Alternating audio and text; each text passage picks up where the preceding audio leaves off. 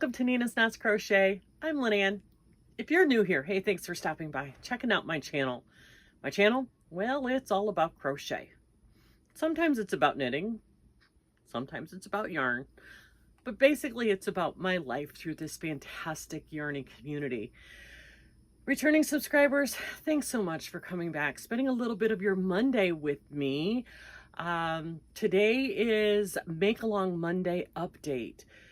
And I got some updates for you guys. I got some stuff done over the weekend. I hope everybody had a fantastic weekend. If you were lucky enough to see the Northern Lights in places you weren't supposed to be able to see the Northern Lights, I hope it was spectacular. I have seen some really amazing pictures on the internet. My daughter sent me some. Lynette Charmed Grammy in Ohio, in Northern Ohio, near Cleveland. She got some beautiful pictures.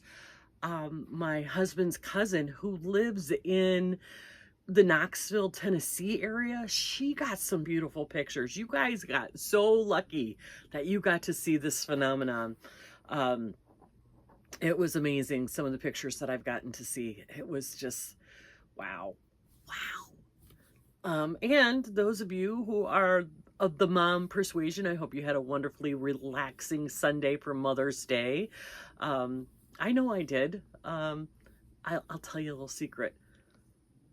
I slept in until almost noon. I don't ever do that. But we had been up late the night before, and I thought, the heck with it. I'm sleeping in. And I did. I slept in until almost noon. I never, ever do that anymore. Anyway, it was, you know what? It was Sunday. It was Mother's Day. I didn't have anything to do but relax and crochet and drink coffee. And that's what, well, I did go out to the pool for a little while. But you know what? That's how I enjoyed my Sunday and my Mother's Day. So I hope you guys got to do whatever it is that you wanted to do and are okay with it. Because you know what? We're supposed to be okay with doing what we want when we want. Because, you know, we've earned it. So Make Along Monday, let's figure out what Make Alongs I'm in. So I am actively participating in currently 4 the Hooker versus Hookers with Laura at Mad Mimi's Crochet and Farming and Jan the Alaskan Crafter. I am doing the Hip to be Squared Mal with Jackie from Crochet ADHD, which I haven't done April, and I really need to get going on April and May. I'll get it caught up by the end of May. I swear I will.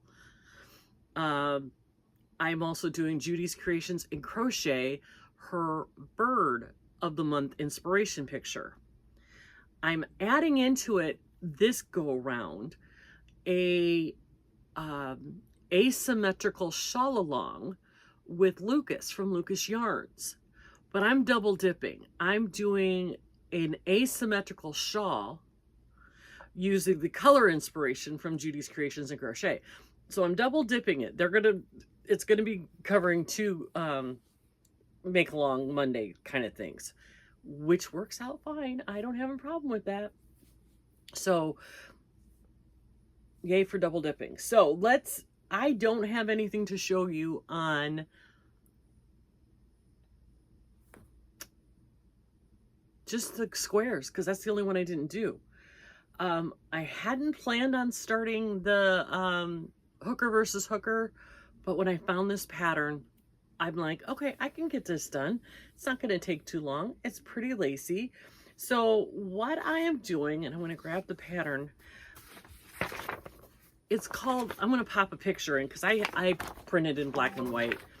It's called the Island Princess cover, swimsuit cover. And I know it's supposed to be for babies, but my babyest baby is a 3-year-old. So she's getting a little baby swimsuit cover up. And I think this is darling.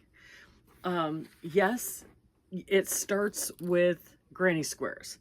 I had to make 9 of these little teeny tiny little granny squares. Oh, that's the back side. with these little teeny tiny granny squares using a 3.75 millimeter crochet hook and a DK weight yarn. And of course, for a bathing suit cover up, nothing beats Trubu. So I used the Trubu in this color and yellow and celery, because the colors are white, yellow, and green. So, and then there's a trim section that'll add more yellow and green in this. But this is how far I got yesterday afternoon. These little granny squares, yeah, they were teeny tiny. I mean, yikes. But isn't it darling? And there's a band that goes from here up and around her neck. And then, of course, this goes down about 16 to 18 inches. And then it has some of the green and the yellow added in at the bottom. It's going to be so cute. I really, really love how this is turning out.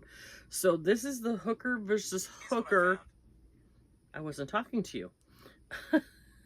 The hooker versus hooker crochet along, make along with Laura and Jan. There's supposed to be a baby. This is as baby as I get. I don't have any babies in my life, and I wanted to make something that somebody can use. So little Miss Olivia is going to get this beautiful little bathing suit cover up. So that is that one. Oh, the Island Princess swimsuit cover. It is a paid-for pattern on Ravelry by Sonia Blackstone. I don't think it was very expensive, but it's a cute little pattern, and I will list it in my description box below if you are interested in this pattern. The next pattern I'm doing for my double dip, which is the Judy's Creations and Crochet bird inspiration picture and the Lucas Yarns asymmetrical shawl along. So based on the bird picture, I picked out this yarn that my daughter picked up for me at a local yarn shop to my hometown that was going out of business. And this is some hedgehog fibers. And you guys, it is so soft. This is their sock yarn. The colorway is Genie. And it's 100 gram, 400 meters, 90 superwash merino, 10% nylon. I caked this up, and I just think this is so pretty, and it has all the colors of the bird. There's even some black specks in there, and it's just perfect for this picture. I wanted to do a pattern that was a little bit lacy, something that didn't have a whole lot of stitch definition, because this yarn is so busy. So I was looking around all of the One Skein Wonders designers. The two that pop in my head are CJ Brady and Carmen Heffernan. And I found on Carmen Heffernan's site her shawl called the Tendril Shawl. And this is what, let's see if I'm showing you the back. Yeah, I'll show you the back. This is what I've got so far. This is going to be, it's really going to be more of a scarf than a shawl. But you can see all the colors in there, even the black down here. And this is such a pretty, it is basically V-stitches and cluster stitches. Once you get the 4-row repeat down, you're off to the races. And this shawl, or it's going to be a scarf, is really soft, and it's really pretty. It'll be fun, like for a summer wedding, if you wanted something a little bit to dress up an outfit, or I just think it's so pretty. And I love the shape. You're getting this automatic edge put on it while you're doing the pattern, and it just is, this is perfect. Sit in front of the TV, mindless crochet. I am using my 4mm Omi rainbow hook. I love this hook. I really, really, really like these Omi hooks because I love, especially with the lighter weight yarn, I love how pointy, I don't know if you can see it. Yeah, you really can't because this is so small. The heads are so pointy. It really helps getting into the stitch. So I mean, you can just see the black and the teal and the pink and the orange. Fits the picture perfectly. This is going to be really, really pretty when it's done. My plan is I am going to do for the next, I wrote it down here. If I do this over the next 13 days, if I do a 4-row section repeat over the next 13 days, I can have this done by May 23rd. I'm good with that. So this is the Tendril Shawl by Carmen Heffernan. Again, I will link it in the description box below. It is a paid for pattern on Ravelry, but you can also get it for free on the blog Annie's Crochet Design. That's what I did. I just copied and pasted it out of there, put it in my notes, and printed it up. Because I don't work well off of my phone, I can't see. I have to have a piece of paper. So I just copied and pasted it into my notes, and then I printed it. So yeah, it's the Tendril One Skein Crochet Shawl. And you do a setup row, and then the first 6 rows, and then after that it's a 4-row repeat. Super, super easy. If you're looking for something to do with one of your beautiful one skein yarns, this fits the bill. So those are the 2 projects that I have going for Make Along Monday. Now, of course, I am doing my shawl for my Tunisian crochet along. I'm working on that. I'm burning through that one pretty fast. And what else am I working on? Gosh, that's it. That's all. I've only got 3 projects on my hook right now. Oh, no, my lighthouse shawl. Okay, I've got 4. I'll show you. I've been making some really good progress on the lighthouse shawl. I will show you that Wednesday with Wednesday, but it's turning out gorgeous. I love, love, love that yarn. I have some yarn orders coming in, you guys, and I can't wait to show you what Tom ordered me for Mother's Day yarn wise. What else is going on? I don't know. Well, you know, it's one of those weeks where I'm not really sure what's going to happen. I do know that today's going to be kind of a rainy day, so I'll be inside most of the day today doing some crochet. I think I'll spend most of today working on the Tunisian crochet along shawl and get some good work on that done. So, and then put my 4 rows on that and maybe do some more rows on this, you know, I'll just bounce between the 3 of them because, you know, that's kind of what I do. I don't know if most people aren't like me. I know that there are a lot of you out there who have to work on one project at a time and then move on to the next one.